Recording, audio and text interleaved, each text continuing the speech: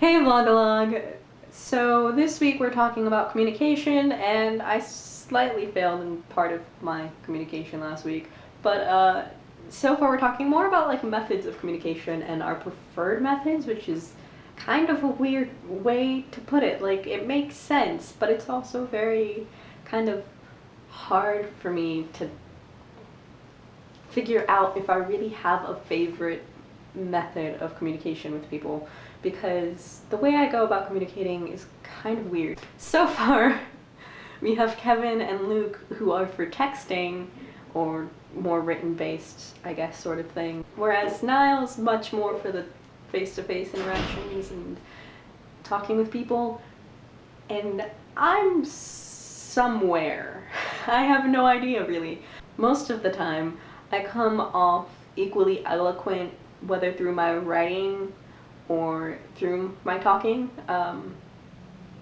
But there are definitely moments in both times where I have trouble getting to the point, and maybe it's just because of my thought pattern more and the rapidity of which I speak and occasionally write, that happens to drive errors in those ways. And like Alex, if you haven't noticed, I really talk with my hands. I try to keep them still, but it doesn't really work. I like to gesture a lot. Anyways, and it's really hard because, as both Luke and Kevin pointed out, there are certain things that don't come across in communication, like when you text someone, that are kind of really... And I kind of think that might be why Niall prefers talking to people, because we're all used to Niall's sarcasm by now and the way he talks. But the problem is, if Niall were to try to translate that into text, if it doesn't come off right, it's just a major jerk. Like, that's all that would be. He'd just be the abrasive, crass guy nobody likes because he just... I don't know, he's sarcastic, but it's not coming across as sarcasm in the text messages. And it's really odd to me to think of it that way, because I know there are people who have this problem of their sarcasm translating through text and being able to read sarcasm through people's text messages.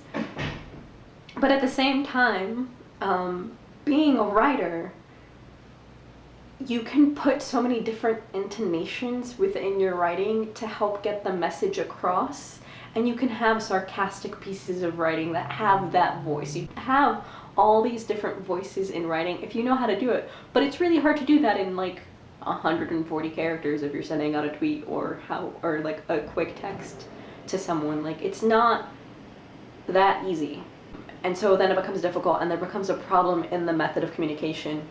Though I really like that method of communication. And it's also, it brings me to a different thing where I think we kind of do meet this cross today, where we have a mixing of the way we can communicate because of the fact that we have something like Skype, which Kevin mentioned as a way he prefers to communicate with people. And I think part of that is because it's kind of like, part of its function in Skype is that ability to message people, and it's just, you know, they can respond whenever, and it's fine, and that's how it functions, and that's the way it goes. And you can you can type someone, now you can also see when someone is typing back to you and everything, and whatever. But there's also the visual element, and like the fact that you can do video. It's how I actually have a D&D campaign that's run right now that I'm not the GM, but I'm just a character, and it's a you or you campaign, and that's getting off the point.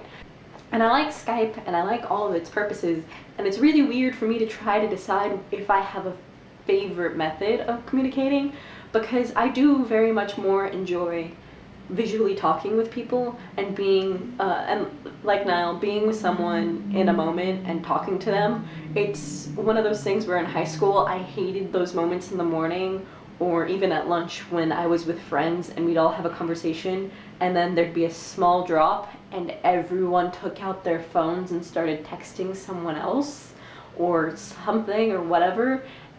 And it's a pet peeve of mine. If I'm sitting there and I'm with you, unless that text message is from your parent asking where you are, or like something that's vital and needs to be answered in this moment, why is your phone out? So that kind of irks me, but at the same time, it's very hard for me to be so critical of it because of, and it's something I realized earlier this week because of a poetry we were critiquing in the poetry class I am currently in, which was inspired by a prompt we had received earlier in which you imagine the world through a certain perspective in a better way. Like, you start off, imagine a world without whatever. This poem was basically about setting aside technology and living in the moment and actually being with people instead of relying on technology and allowing technology to control where our life is going. And when it started off, it said, imagine a love without phone calls. And for me, that kind of struck a chord, and it didn't go the right way at first, but I fought against it for other reasons, and it goes against it. But the reason is, the relationship I'm in currently started over the internet, and it's lasted almost 5 years now, which is insane in its own right, especially for someone of my age. Like, I wouldn't have had a way to connect with the person I'm in a relationship now if the internet hadn't existed, if we hadn't talked primarily first through text, and then it quickly evolved into phone calls and then Skype, and now we're actually near each other, so I've gone through the different stages of communication, and I certainly prefer the method now where it's not that long of a drive to be in person with him. But that doesn't mean I didn't like those moments in front of the computer any less because of having them. And I think it's kind of an interesting point in time where we can talk about these like preferred methods of communication, and we have so many options.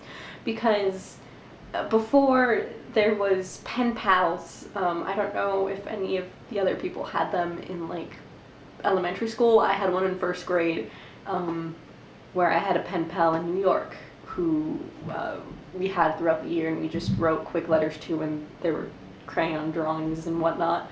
But there used to be a time where the only method of communication was face-to-face. There was a time when it was only through like carrier pigeons or letters, and that was the only form of writing. I consider, like, even like video games, the way Niall talks about it, there's a method of communication that goes through there.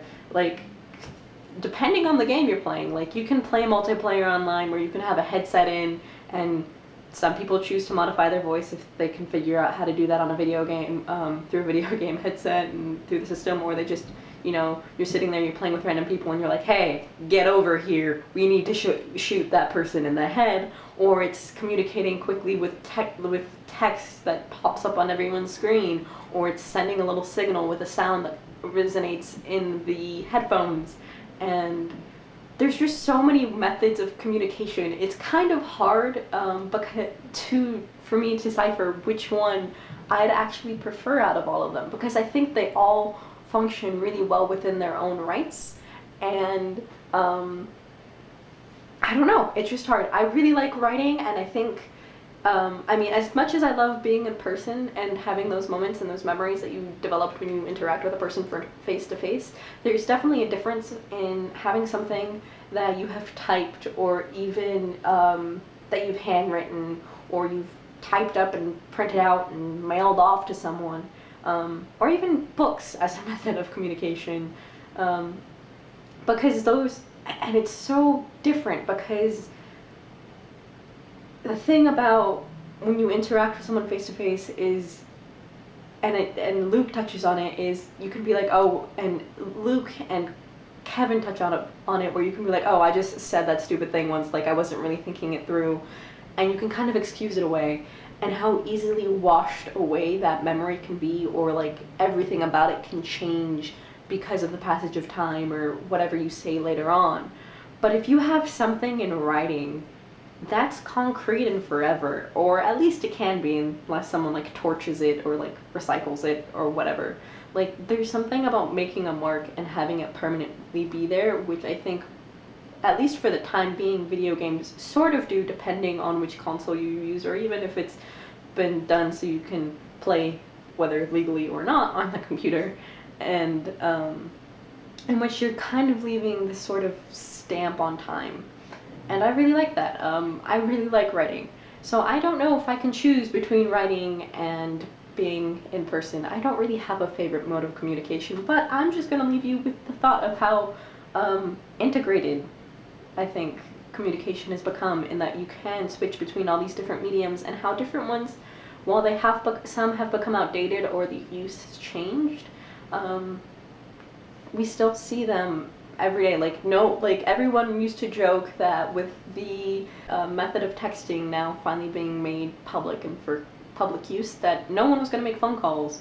But that's not true, and it's not just older generations that stop using phone calls. Like, I know there are a lot of people in my generation who do not and will not take phone calls, or who at least just very heavily dislike phone calls for any reason other than the business thing of like getting a call for an interview or something like that. Like, they don't like having conversations with people over the phone. But I do, and there are other people that do. Like, it's just a really interesting place to see the place that there are dichotomies within communication itself. And it's just interesting looking at dichotomies, because it's not even necessarily a dichotomy, because it kind of just converges on these all different kinds of ways you can communicate with a person. And I just like communicating in general, so I'm not gonna say I have a favorite, because I don't think I could choose.